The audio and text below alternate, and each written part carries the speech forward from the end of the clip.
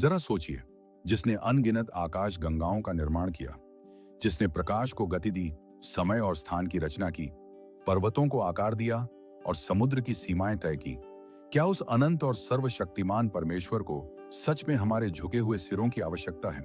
क्या परमेश्वर ने मनुष्य को केवल अपनी आराधना करने के लिए बुलाया है? क्या इंसान का जन्म बस इसलिए हुआ है कि वह दिन रात एक कठपुतली की तरह अपने रचयिता की स्तुति करता रहे? क्या उस महान सृष्टिकर्ता के भीतर कोई ऐसा अहंकार है जिसे हमारी स्तुति से संतुष्टि मिलती है? यह कोई मामूली सवाल नहीं है। यह वह सवाल है जो हर इंसान की आत्मा में कभी ना कभी गूंजता जरूर है। अगर परमेश्वर अपने आप में पूर्ण है, उसे किसी चीज की कमी नहीं है, तो उसे मिट्टी से बने इंसान की आराधना क्यों चाहिए? अगर पूरी दुनिया आज अपना सिर झुकाना बंद कर दे, तो क्या परमेश्वर की महानता कम हो जाएगी? आज हम बाइबल के इस सबसे गहरे रहस्य से पर्दा उठाने वाले हैं। आज हम उस सच का सामना करेंगे जो इंसान और परमेश्वर के रिश्ते की असल वजह को सामने लाएगा। एक ऐसा सच जो आपके सोचने के तरीके को हमेशा के लिए बदल देगा। इस रहस्य को जानने के बाद आपका विश्वास एक नई ऊंचाई पर पहुंचेगा, और जो पहली बार इस सच्चाई को सुन रहे हैं, उनके मन में एक नई ज्योति उत्पन्न होगी। एक ऐसा हैरान करने वाला सच जिसे जानने के बाद आप जीवन को कभी भी पहले जैसी नजर से नहीं देख पाएंगे। बाइबल का बहुत गहराई से अध्ययन करने पर एक बात बिल्कुल साफ हो जाती है। परमेश्वर को हमारी स्तुति की कोई आवश्यकता नहीं है। प्रेरितों के काम 17वें अध्याय के 24 और 25वें वचन में बहुत स्पष्ट रूप से लिखा है कि जिस परमेश्वर ने दुनिया और उसकी सब वस्तुओं को बनाया, वह स्वर्ग और पृथ्वी का स्वामी है। वह हाथ के बनाए हुए मंदिरों में नहीं रहता, न ही उसे किसी बात की कमी है कि वह मनुष्यों के हाथों की सेवा ले। वह तो स्वयं ही सबको जीवन और श्वास और सब कुछ देता है। इस वचन को ध्यान से समझिए। ब्रह्मांड के रचयिता को किसी भी चीज की कमी नहीं है। वह अपने आप में पूर्ण है। उसे हमारी स्तुति से कोई अतिरिक्त शक्ति नहीं मिलती। अगर हम उसकी महिमा ना भी करें, तब भी वह उतना ही महान रहेगा। उसकी महिमा में कोई कमी नहीं आएगी। स्वर्ग के दूत दिन रात उसकी स्तुति करते हैं। सारा ब्रह्मांड उसके नियमों का पालन करता है। हवाएं उसका हुक्म मानती हैं और तारे उसकी आज्ञा से चमकते हैं। फिर उसे मिट्टी से बने इस इंसान की स्तुति क्यों चाहिए? यहीं से यह गहरा रहस्य शुरू होता है। अगर परमेश्वर को हमारी आवश्यकता नहीं है, तो फिर पूरी बाइबल में स्तुति और महिमा करने पर इतना अधिक जोर क्यों दिया गया है? क्या इसके पीछे कोई ऐसा कारण है जिसे इंसान आज तक समझ ही नहीं पाया है? इस सवाल का जवाब हमें सृष्टि की शुरुआत में मिलता है, अदन की वाटिका में। जब परमेश्वर ने पहले इंसान को बनाया, उसने इंसान को मिट्टी से रचा और उसके नथनों में जीवन की श्वास फूंकी। लेकिन परमेश्वर ने इंसान को केवल एक जीवित प्राणी ही नहीं बनाया, उसने इंसान को अपने स्वरूप में बनाया, अपनी समानता में बनाया। यह समानता शारीरिक नहीं बल्कि आत्मिक थी। परमेश्वर ने इंसान के अंदर एक ऐसी जगह बनाई जिसे केवल और केवल परमेश्वर ही भर सकता है।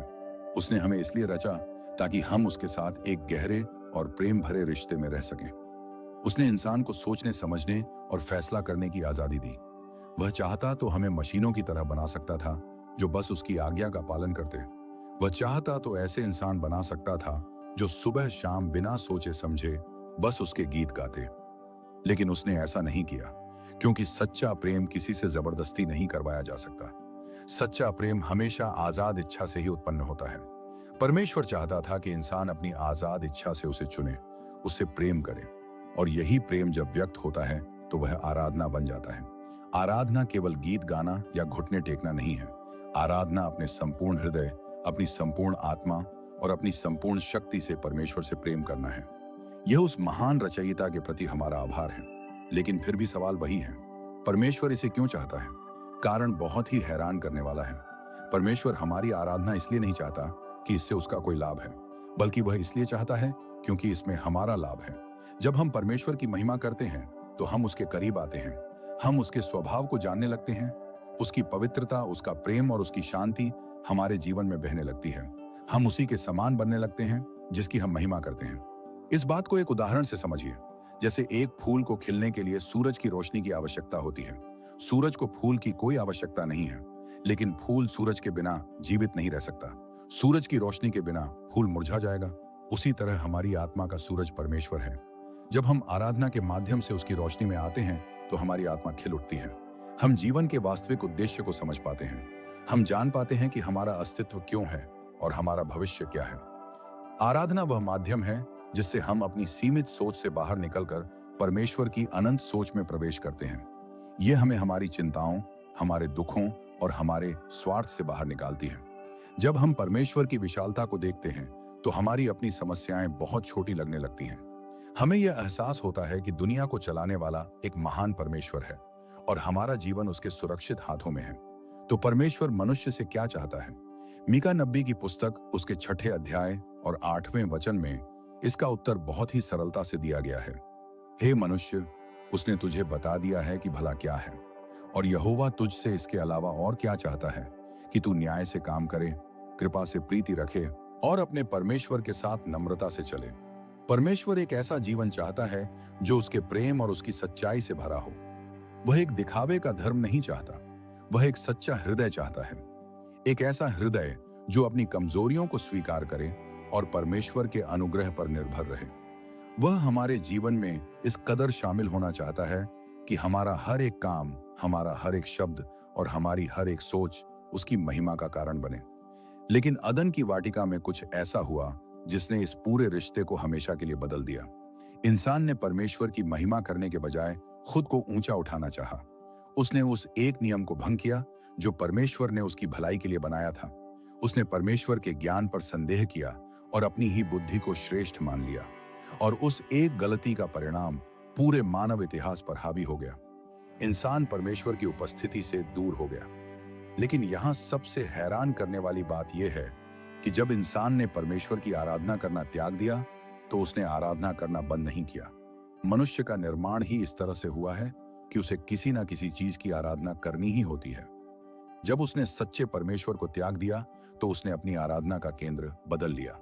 परमेश्वर ने हमें आराधना के लिए इसलिए नहीं बनाया कि उसे हमारी आवश्यकता थी, बल्कि इसलिए क्योंकि इसके बिना हमारा क्या हश्र होने वाला था। यह रहस्य हमें उस खौफनाक सच्चाई की ओर ले जाता है जिसका सामना इंसान ने अदन की वाटिका के बाहर किया। जब परमेश्वर महिमा के सिंहासन से हट गया तो इंसान के हृदय के सिंहासन पर किसने कब्जा किया? इंसान किस चीज का गुलाम बन गया और इसका इंसान की आत्मा पर क्या प्रभाव हुआ? अदन की वाटिका के बाहर जब इंसान ने कदम रखा तो उसने सिर्फ परमेश्वर की उपस्थिति को ही नहीं खोया, बल्कि उसने अपने जीवन का केंद्र भी खो दिया। लेकिन एक बहुत ही हैरान करने वाली बात यह है कि इंसान ने आराधना करना कभी नहीं त्यागा। मनुष्य का निर्माण ही इस तरह हुआ है कि उसके भीतर एक निरंतर प्यास है। एक ऐसा खाली स्थान है जो हमेशा कुछ न कुछ पूजने के लिए लालायित रहता है। जब उसने उस सच्चे सृष्टिकर्ता को त्याग दिया तो उसने अपनी आराधना का केंद्र बदल लिया। रोमियो की पत्री के पहले अध्याय और 25वें वचन में इस रहस्य को बहुत ही गहराई से समझाया गया है। वहां लिखा है कि उन्होंने परमेश्वर की सच्चाई को बदलकर झूठ बना दिया और सृष्टिकर्ता के बजाय सृष्टि की उपासना और सेवा की। यह मनुष्य के पतन की सबसे भयंकर त्रासदी है। इंसान सोचने लगा कि वह आजाद हो गया है। उसे लगा कि अब उसे किसी सर्वशक्तिमान के सामने सिर झुकाने की आवश्यकता नहीं है। लेकिन असल में वह आजाद नहीं हुआ था, वह बस एक नए प्रकार की गुलामी में चला गया था। आराधना इंसान के स्वभाव में रची बसी है। हम उस हर चीज की आराधना करने लगते हैं जिसे हम सबसे ज्यादा मूल्यवान मानते हैं। अगर हम परमेश्वर की आराधना नहीं करते तो हम धन की आराधना करने लगते हैं, हम सत्ता की आराधना करने लगते हैं, हम दूसरे इंसानों की आराधना करने लगते हैं, या फिर हम खुद अपने अहंकार की आराधना करने लगते हैं। हम अपने रूप, अपनी बुद्धि और अपनी सफलताओं को अपना भगवान मान लेते हैं। लेकिन इस पूरी प्रक्रिया में एक बहुत ही खौफनाक सच्चाई छिपी है। हम जिस भी चीज की आराधना करते हैं हम उसी के गुलाम बन जाते हैं। धन की आराधना करने वाला इंसान कभी संतुष्ट नहीं होता। उसके पास चाहे जितना भी धन आ जाए उसका मन हमेशा गरीब ही रहता है। सत्ता की आराधना करने वाला इंसान हमेशा इस भय में जीता है कि कोई उसकी सत्ता छीन लेगा। वह अपनी ही असुरक्षा का कैदी बन जाता है। अपने रूप या अपनी काया की आराधना करने वाला इंसान समय के साथ आने वाले बदलावों से भयभीत रहता है, क्योंकि ये सभी चीजें विनाशी हैं। ये एक न एक दिन खत्म हो जाने वाली हैं। और जब इंसान किसी विनाशी चीज की आराधना करता है तो वह खुद भी भीतर से नष्ट होने लगता है। बाइबल के इतिहास में ऐसी अनेक घटनाएं हैं जो इस सच्चाई को प्रमाणित करती हैं। जब मूसा परमेश्वर की आज्ञा लेने सीनै पर्वत पर गया था और उसे वापस आने में कुछ समय लगा, तो नीचे इजरायलियों के मन में क्या चल रहा था? वे उस महान परमेश्वर को भूल गए जिसने उन्हें मिस्र की गुलामी से निकाला था। उन्होंने अपने लिए सोने की एक मूरत बनाई और उसकी उपासना करने लगे। उन्होंने उस निर्जीव सोने को अपना उद्धारकर्ता मान लिया। यह घटना हमें क्या सिखाती है? यह सिखाती है कि इंसान का मन खाली नहीं रह सकता। अगर उसमें परमेश्वर नहीं है तो वह अपने हाथों की बनाई चीजों को ही परमेश्वर मान लेगा। एक और भयानक उदाहरण राजा नबूकदनेस्सर का है। उसने अपनी ताकत और अपनी उपलब्धियों को ही अपना भगवान मान लिया। वह अपनी छत पर टहलते हुए कहने लगा कि क्या यह महान बाबुल नहीं है जिसे मैंने अपने प्रताप और अपनी महिमा के लिए बसाया है। उसने परमेश्वर की महिमा खुद ले ली और उसका परिणाम क्या हुआ? उसका मानसिक संतुलन चला गया। वह इंसानों के बीच से निकाल दिया गया और वह मैदान के पशुओं के समान घास खाने लगा। जब इंसान परमेश्वर को भूलकर खुद की आराधना करने लगता है तो वह अपनी इंसानियत भी खो देता है। वह पशुओं के समान हो जाता है। यही वजह है कि परमेश्वर हमसे आराधना चाहता है। वह हमें हमारे अपने ही बनाए हुए जालों से बचाना चाहता है। वह जानता है कि अगर हम उसकी महिमा नहीं करेंगे तो हम उन चीजों की महिमा करने लगेंगे जो हमें खोखला कर देंगी। हमारी आत्मा उसी परमेश्वर के लिए रची गई है और केवल वही हमारी अनंत प्यास को बुझा सकता है। दुनिया की कोई भी सफलता, कोई भी इंसान या कोई भी संपत्ति उस खाली स्थान को नहीं भर सकती जो केवल सृष्टिकर्ता के लिए तय किया गया है। आराधना वह सुरक्षा कवच है जो हमें दुनिया के धोखे से बचाता है। जब हम परमेश्वर की उपस्थिति में अपना सिर झुकाते हैं तो असल में हम अपने सिर से उन सब बोझों को उतार रहे होते हैं जिन्हें ढोने के लिए हम कभी बनाए ही नहीं गए थे। चिंता का बोझ, भय का बोझ, कल की फिक्र का बोझ। परमेश्वर के सामने झुकने वाला इंसान दुनिया की किसी भी परिस्थिति के सामने हार नहीं मानता, क्योंकि वह जानता है कि उसका जीवन उस परमेश्वर के हाथ में है जो हर स्थिति से महान है। संसार का हर इंसान किसी न किसी चीज का उपासक है। कोई नास्तिक यह कह सकता है कि वह किसी ईश्वर को नहीं मानता, लेकिन अगर आप उसके जीवन को ध्यान से देखें तो आप पाएंगे कि उसने विज्ञान, तर्क, धन या अपनी स्वयं की बुद्धि को ही अपना ईश्वर मान लिया है। वह उसी के प्रति पूरी तरह से समर्पित है और यही समर्पण ही तो आराधना है।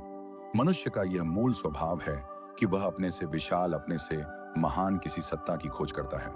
बाइबल में भजन संहिता 115 और उसके 8वें वचन में एक बहुत ही भयानक और गहरा रहस्य बताया गया है। वहां मूर्तियों के विषय में लिखा है कि जो उन्हें बनाते हैं और जो उन पर भरोसा रखते हैं वे सब उन्हीं के समान हो जाएंगे। यह आत्मिक जगत का सबसे अटल नियम है। हम उसी के समान बन जाते हैं जिसकी हम आराधना करते हैं। अगर इंसान निर्जीव चीजों की आराधना करेगा तो उसकी आत्मा भी निर्जीव और कठोर हो जाएगी। अगर वह क्रूरता और सत्ता की आराधना करेगा तो उसका हृदय भी क्रूर और दयाहीन हो जाएगा। लेकिन जब इंसान उस परमेश्वर की आराधना करता है जो प्रेम है, जो सत्य है, जो पवित्रता है, तो वह इंसान भी प्रेम और पवित्रता से भरने लगता है। परमेश्वर चाहता है कि हम उसके समान बने। वह चाहता है कि जो स्वरूप अदन की वाटिका में पाप के कारण नष्ट हो गया था वह वापस लौट आए। यह समझना बहुत आवश्यक है कि जब हम संसार की चीजों की चाहत रखते हैं तो वे चीजें हमें इस्तेमाल करती हैं। वे हमारा समय, हमारी ऊर्जा और हमारा जीवन चूस लेती हैं। लेकिन जब हम परमेश्वर को चाहते हैं, जब हम उसकी स्तुति करते हैं, तो वह हमें इस्तेमाल नहीं करता बल्कि वह हमें संपूर्ण बनाता है। वह हमारी कमियों को अपनी परिपूर्णता से भर देता है। हमारा खालीपन उसके आनंद से भर जाता है। इस सच्चाई को गहराई से अपने मन में उतरने दें। परमेश्वर आपके गीतों का भूखा नहीं है, वह आपके हृदय का प्यासा है। वह एक तानाशाह नहीं है जो चाहता है कि उसकी प्रजा हमेशा उसके सामने कांपती रहे। वह एक प्रेमी पिता है जो चाहता है कि उसकी संतान सुरक्षित रहे। वह जानता है कि जब तक इंसान अपने सृष्टिकर्ता की छाया में नहीं आएगा तब तक वह शांति नहीं पा सकता।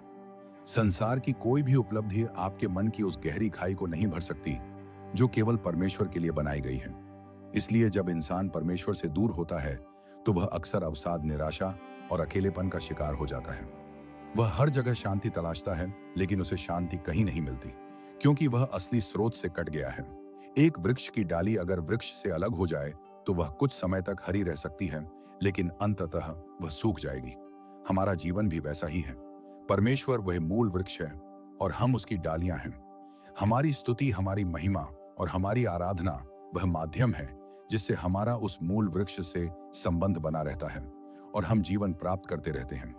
आराधना कोई कर नहीं है जो हमें स्वर्ग के राजा को चुकाना है। यह कोई नियम नहीं है जिसे मजबूरी में निभाना है। आराधना तो हमारी आत्मा का भोजन है। यह वह जीवन रक्षक है जो हमें पाप और अहंकार के समुद्र में डूबने से बचाता है। जब हम स्तुति करते हैं तो हम परमेश्वर को कुछ नहीं दे रहे होते, बल्कि हम खुद परमेश्वर से जीवन, शांति और अनंत आनंद प्राप्त कर रहे होते हैं। यह एक ऐसा लेन देन है जिसमें परमेश्वर हमें अपना स्वभाव देता है और हमारे सारे भय ले लेता है। लेकिन कहानी अभी यहाँ खत्म नहीं होती। असल रहस्य तो अब खुलने वाला है, एक ऐसा रहस्य जिसे समझना हर इंसान के लिए अनिवार्य है। परमेश्वर आराधना के जरिए हमारे भीतर ऐसा क्या बदलना चाहता है जो हमें आने वाले अनंत काल के लिए तैयार करता है।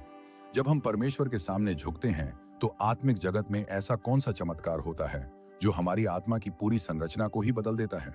यह रहस्य सीधा यीशु मसीह के क्रूस से मिलता है और इसका उत्तर आपकी आत्मा को झकझोर देगा। यह आपको सोचने पर विवश करेगा कि आपका सृष्टिकर्ता आपसे कितना गहरा प्रेम करता है। हम उसी के समान बन जाते हैं जिसकी हम महिमा करते हैं। यह आत्मिक जगत का सबसे गहरा रहस्य है।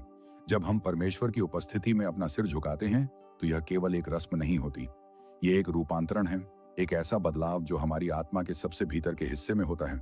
परमेश्वर हमारी आराधना इसलिए नहीं चाहता कि वह खुद महान बन सके, वह तो पहले से ही महान है। वह हमारी आराधना इसलिए चाहता है ताकि हम उसकी महिमा के संपर्क में आकर उसके स्वरूप में बदल सकें। आराधना परमेश्वर का वह तरीका है जिससे वह अपना असीम प्रेम, अपनी परम पवित्रता और अपनी अनंत शांति हमारे अंदर उंडेलता है। इसे इस तरह समझिए कि हम इस दुनिया में हमेशा रहने के लिए नहीं आए हैं। ये जीवन तो बस एक तैयारी है, एक अनंत काल की तैयारी जो हमें परमेश्वर के साथ बितानी है।